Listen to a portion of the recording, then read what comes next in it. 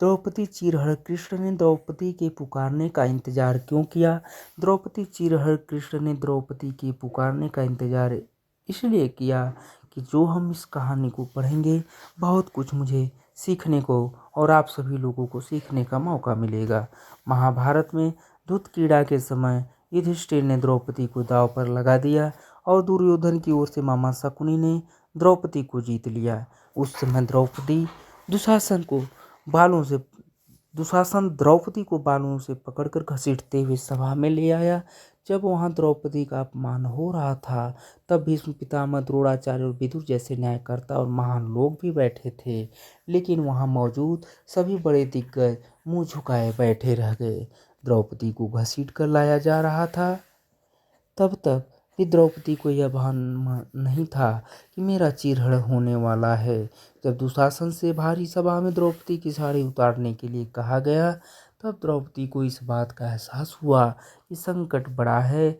उस वक्त उन्होंने अपने सबसे प्रिय सखा भगवान श्री कृष्ण का नाम पुकारा। हरि हरि अभयम कृष्णा अभयम।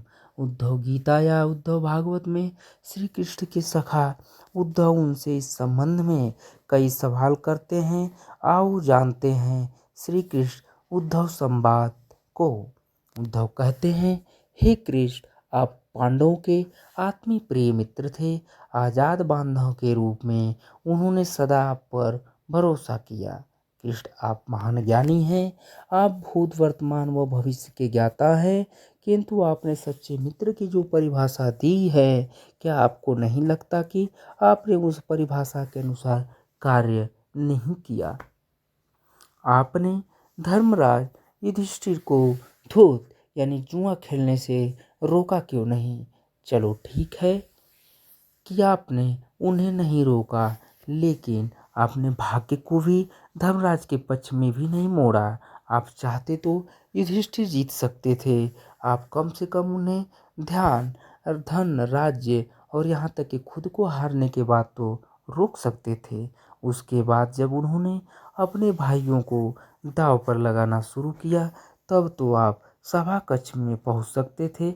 आपने वह भी नहीं किया।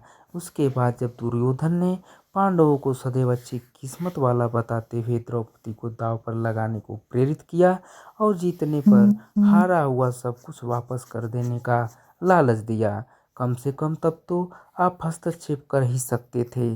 अपनी दिव्य शक्ति के द्वारा आप पांसे धर्मराज के अनुकूल कर सकते थे। इसके स्थान पर आपने तब हस्तक्षेप किया जब द्रौपदी लगभग अपना सिर खो रही थी। तब आपने उसे वस्त्र देकर द्रौपदी के सिर को बचाने का दावा किया। लेकिन आप यह दावा भी कैसे कर सकते हैं? उसे एक आदमी घसीट कर सभा में लाता है और इतने सारे लोगों के सामने निर्वस्त्र करने के लिए छोड़ देता है। एक महिला का सिर क्या बचा? आपने क्या बचाया? अगर आपने संकट के समय में अपनों की सहायता नहीं की तो आपको आपात बांधव कैसे कहा जा सकता है? बताइए, आपने संकट के समय में सहायता नहीं की तो क्या फायदा? क्या यही धर्म है? इन प्रश्नों को पूछते पूछते उद्धव का गला रुंध गया और उनकी आंखों से आंसू बहने लगा। भगवान श्री कृष्ण मुस्कुराते हुए बोले, प्रिय उद्धव, यह सृष्टि का नियम है कि विवेकवान ही जीतता है। उस समय दुर्योधन के पास विवेक था, धर्मराज के पास नहीं। यही कारण रहा कि धर्मराज पराजित हुए। उद्धव को हैरान परेशान देखकर कृष्ण जी आगे बोले।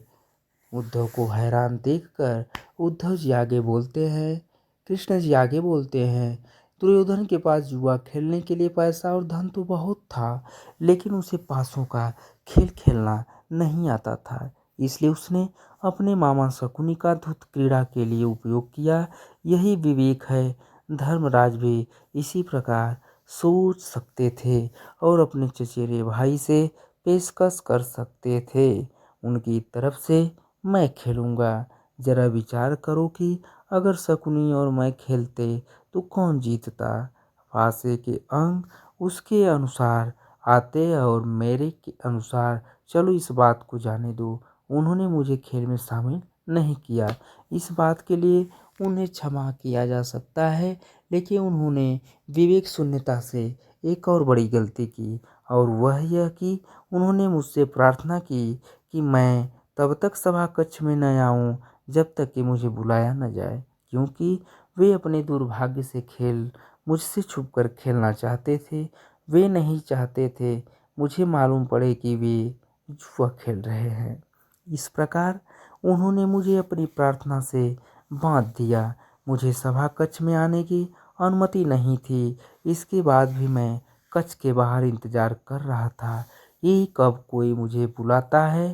भीम, अर्जुन, नकुल और सहदेव सब मुझे भूल गए, बस अपने भाग्य और दुर्योधन को कोसते रहे। अपने भाई के आदेश पर जब दुशासन द्रौपदी को बाल पकड़कर घसीटता हुआ सभा कक्ष में लाया, द्रौपदी अपनी सामर्थ्य के अनुसार जूझती रही। तब भी उसने मुझे नहीं पुकारा। उसकी बुद्धि तब जागृत हुई जब दुशासन ने उसे निर्वस्त्र करना प्रारंभ किया। जब उसने स्वयं पर निर्भरता छोड़कर हरि हरि अभयम कृष्णा अभयम की गुहार लगाई, तब मुझे उसके शील की रक्षा का अवसर मिला। जैसे ही मुझे पुकारा गया, मैं अविलंब पहुंच गया। अब इस स्थिति में मेरी गलती बताओ। उद्धव बोले।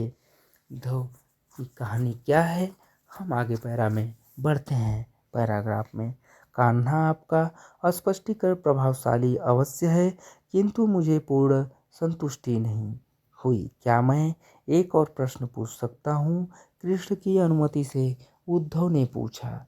इसका अर्थ यह हुआ कि आप तभी आओगे जब आपको बुलाया जाएगा।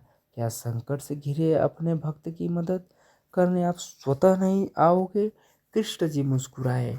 कृष्ण जी मुस्कुराए और बोले। क्या बोले, देखिए आगे कहानी में चर्चा करते हैं। उद्धव, इस सृष्टि में हर एक का जीवन उसके स्वयं के कर्मफल के आधार पर संचालित होता है। न तो मैं इसे चलाता हूँ और न ही इसमें कोई हस्तक्षेप करता हूँ। मैं केवल एक साक्षी हूँ। मैं सदैव तुम्हारे नज़दीक रहकर जो हो रहा है उसे देखता हूँ। यही ईश्वर का धर्म है।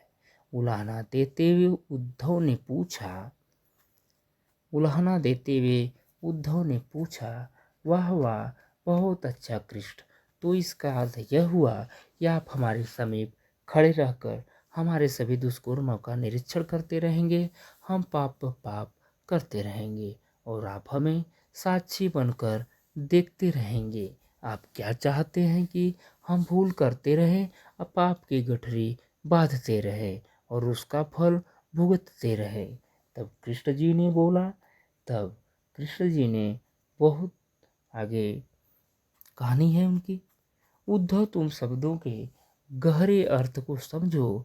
जब तुम समझकर अनुभव कर लोगे कि मैं तुम्हारे समीप साक्षी के रूप में हर पल हूँ, तो क्या तुम कुछ भी गलत या बुरा कर सकोगे?